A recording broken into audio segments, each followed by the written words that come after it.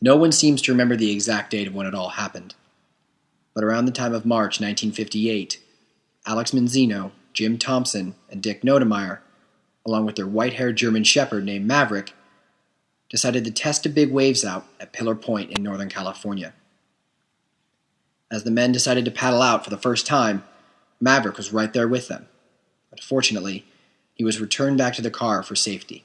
His courageous, fierce spirit did not go unrecognized, and after a day of grappling with a wave they eventually deemed far too dangerous for mere mortals, the three surfing pioneers named the break Maverick's Point. It wasn't until 1975 that another local surfer, Jeff Clark, gazed out at the monstrous surf break his junior year high school teacher used to refer to as Mavericks, and thought to himself, why not? For the next 15 years, Clark enjoyed what was essentially his own private saltwater roller coaster. What was once a mere rumor became a must-visit destination for surfers around the world. Among those intrigued by the stories emanating from Mavericks was a legendary Hawaiian big wave surfer known as Mark Fu. 2 days before Christmas in 1994, Fu, along with some friends from home and a group of local surfers, paddled out into the Pacific.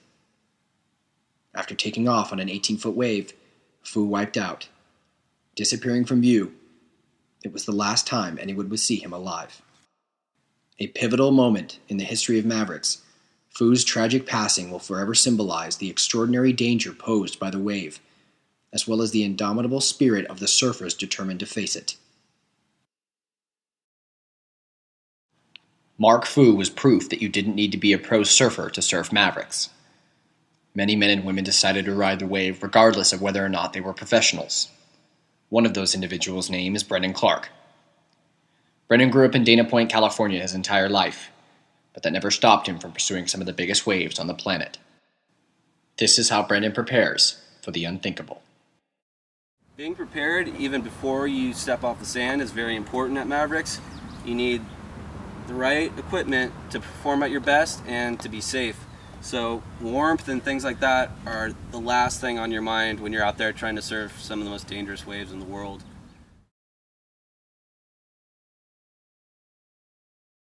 At Mavericks, you ride something that we like to call a big wave gun. It's got the volume, the length, and the fin set up to get you into waves that are faster and bigger than normal waves. So here we have a 9.6, about 3 inches thick. And this will get you out. It's a long paddle out. It's about a quarter of a mile paddle out. So you need that volume and that length to paddle just to get out there, let alone catch the waves. This is a little shorter at Jaws or Waimea, other spots like that. You'd ride maybe a 10-1 or bigger.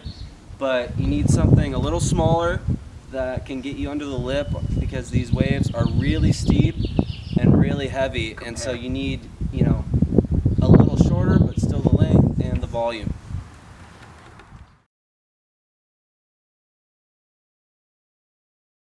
The big wave leash, you want a strong, thick leash so it doesn't break, but if you get stuck in the rocks on the bottom, your leash gets stuck, you need a way to disconnect and distance yourself from your board and float back to the surface. So this is a power clip.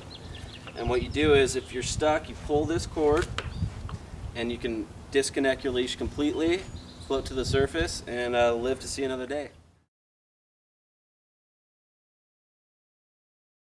This is a 543 wetsuit, which is the thickness. It's a thicker wetsuit because Mavericks is located in Half Moon Bay, California, where the temperatures can get to low 50s, even lower than that. So you need a thick wetsuit to keep you warm. Technology improves every winter, and they're incorporating safety vests and different flotation devices into the wetsuits now. So, every year the technology changes, but this is a standard hooded 543, booties, gloves. It's extremely cold, so that's the last thing you want to be worrying about out there. Besides the dangerous waves, is just keeping warm.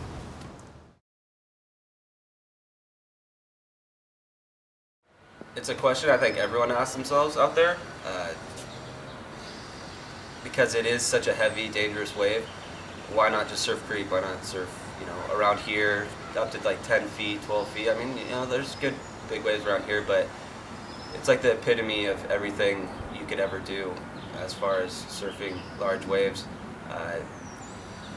I progressed, slowly as a kid to bigger and bigger waves, and this is just the climax. This is the epitome. This is the Everest of surfing, because just getting one decent wave out there is such a special thing, and so that's why even an amateur, I'm not making money doing this. I don't, it costs me a lot of money. It takes a lot of time, and I could die easily, but it's pure love. It's just you love what you do, and you love it, the waves and being out there, and that's what pushes you as an amateur to try and get out there, try and get waves out there. It's just such a special situation. The Mavericks competition consists of a wide variety of surfers who stand out amongst the rest. Those who have charged the hardest, taken the biggest hits, or are just crazy enough to ride these waves. One in particular actually took home the gold in 2008. His name is Greg Long, and during an interview with Greg, we were able to discuss the ins and outs of the competition and what it takes to run. Greg describes how each surfer is individually chosen by a committee of both past and present Mavericks surfers. To be chosen is an incredible acknowledgement of one's skill and ability out there in the water, and to be considered is one of the greatest honors in the sports of big wave surfing. The competition lasts only one day. Greg says there are 24 invitees. There are 4 quarterfinal heats, 2 semifinals, and a final round. The competition is run with an elimination format. 6 surfers in each quarterfinal, with the top 3 advancing. Their competition is set with a waiting period of 3 months. In that time, a team of surfers and forecasters are consistently monitoring the North Pacific for swell activity. When they see a swell they feel will best meet the criteria, they expect to run the event. Minimum wave height must be 30 to 40 feet with clean conditions for at least 6 hours of the day.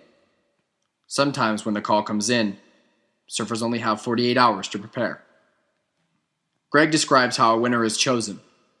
The surfing criteria in which the competition is primarily based is on size and the difficulty of the wave.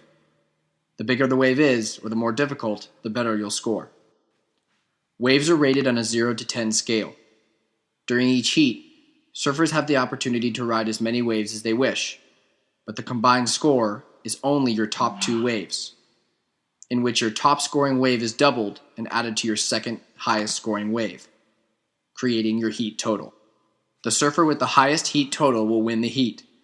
Surfers with the highest heat total in the final will win the competition. Greg also discusses how the jet ski safety teams are chosen. The very best water safety teams are selected to look after the surfers during the event. They primarily consist of ex- and current Mavericks surfers who are extremely familiar with the hazards of the lineup. Greg himself has towed in the 2010 and the 2011 winners of the Mavericks competition.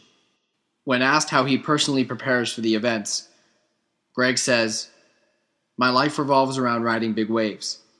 It is not only my passion, but my job as well, and I approach it as one. I am consistently training physically and mentally to be at the best shape possible.